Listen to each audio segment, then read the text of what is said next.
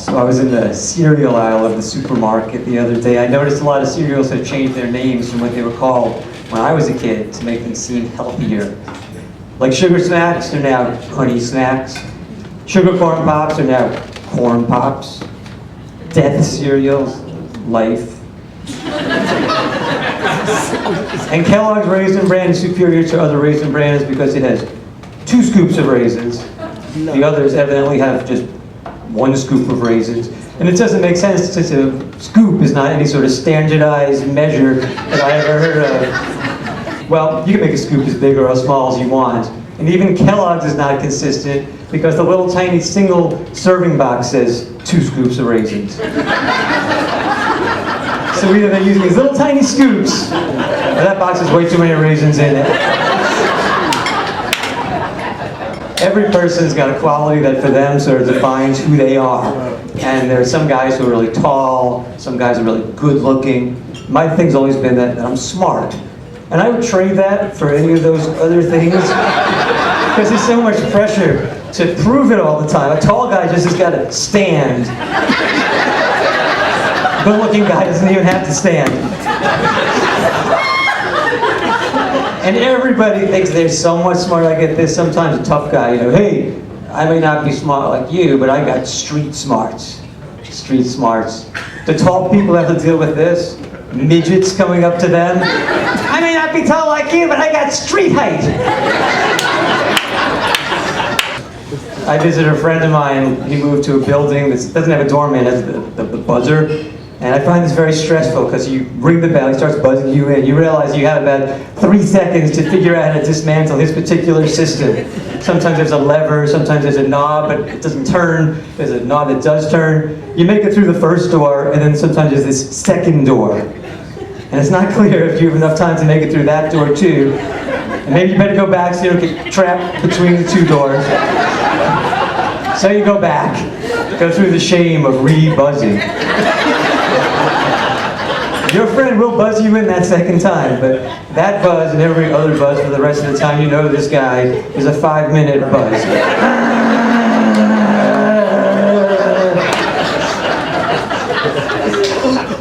So I'm married for over 10 years, and I find that my wife is a little more critical of me now than she was on, say, our first date. What I don't like is when I'm criticized for something that I'm doing well. Like when I go grocery shopping, I got the list. Get peanut butter, quarter milk, skim, all that. But then there are things on the list that are a little bit subjective, like 3 medium-sized onions or 2 ripe avocados. What am I, a botanist? Then there are things on the list that are not in the supermarket, and I know because I'm staring at the shelf like it's Where's Waldo? So I'll always leave at least one thing off the list. Even if it's just one, when I come home I learn that was the most important thing on the list. And I'll say, how could it possibly be that plastic knives were the most important thing on this list? How was I supposed to know you were planning to make a scale model of the White House in cutlery? My 7-year-old son is into Pokemon. And he has the cards, and I watched a TV show with him, and I learned the show is about a world where you capture these creatures that live in the wild, you train them to fight against each other, and they knock each other unconscious. Is this not what Michael Vick went to prison for? Kids can they misbehave a lot, but in New York City, you can't really yell at your kids because you're in an apartment building, there's people like a quarter of an inch away from you. So what you can't do in volume, you have to make up for it in like craziness. So you're like Jack Nicholson. Don't get out of your bed again, you gotta stay in bed, I told you to stay in bed.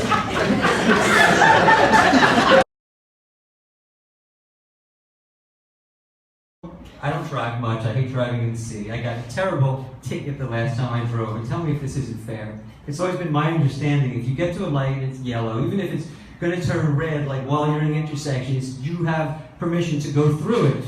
That's what I understood. Yeah. If the guy in front of me knew that, he'd still be alive.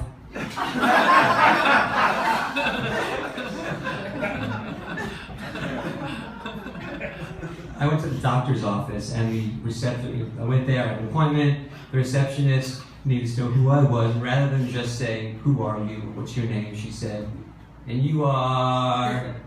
And I was very insulted by this way of asking me. I'm not finishing your sentence for you. We're not a couple that I finish your sentences. We're not playing Mad Libs. We're not in the game show Password Plus. You have to ask me a question directly for me to answer it. I'm not answering a question that way. And I'm also offended it's just inefficient. Who are you? 3 syllables. And you are... Also 3 syllables, but that last one is kind of long. Any question you really want to know the answer to, you wouldn't ask that way. If you broke your arm, you're not going to say, "Excuse me, the hospital, it's When you're proposing, you don't say, "You're going to marry..." Yeah. So you got to ask me the right way, and she does, and I answer it. I go to the doctor, and he says, "And you have pain in your..."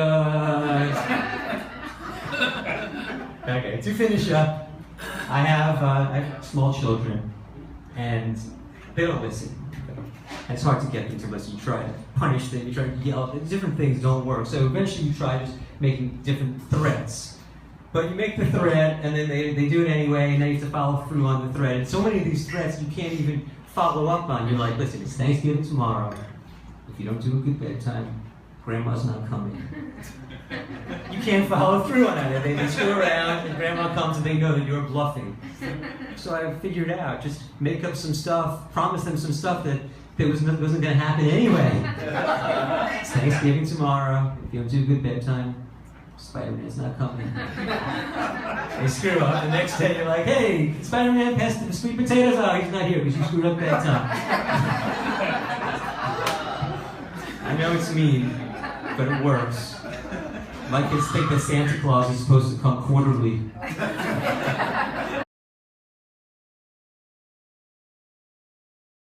So I've been watching those Olympics, and something that confuses me in the swimming is, why do they have all these different strokes? You don't have this in running. It's not like, first time around the track, run regular. Second time, run backwards. Third time, skip. Fourth time, do this thing.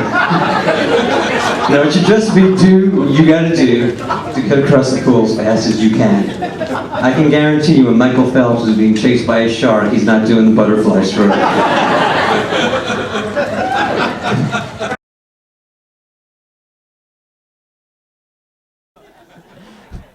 I see a lot of people drinking beer, and you might have a friend like this that I have, thinks that beer is the universal currency. And anytime I lay out money for him, he's like, "Hey, I'll get you a beer." I'm thinking, I don't want a beer. I want my $30. What bank does this guy belong to? Like when he goes to the ATM, is there like a keg tap is there for withdrawals? There's like a big funnel he pours beer into to make deposits? What is he thinking? The other day I had a problem with my credit card. So you call the credit card company, and the first thing they do is they have you type in, your 16-digit thing on the phone. A couple of minutes goes by, customer service comes on. First thing they ask, "What's your 16-digit thing?" So I say to them, "I just typed in, isn't it on like a computer somewhere?" And they say, "Well, yes, it is, but this is for security." Who is this securing me from? The guy who stole my credit card and lost it in between the time that he typed it in the first time and when they asked him for it.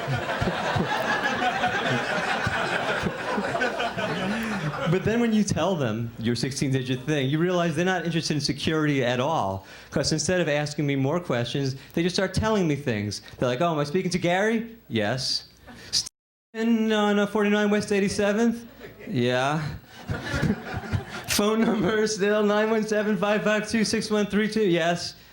"Mother's maiden name still Lieberman?" "Yes."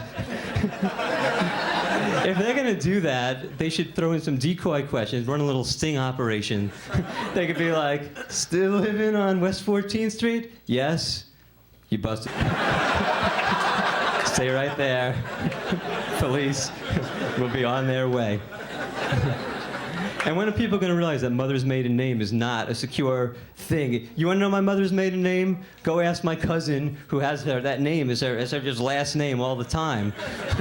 I mean, what was I going to do? Hey, Uncle Richard, time for you and Aunt Roberta and listen, Stephanie, to go into exile. I just got a credit card.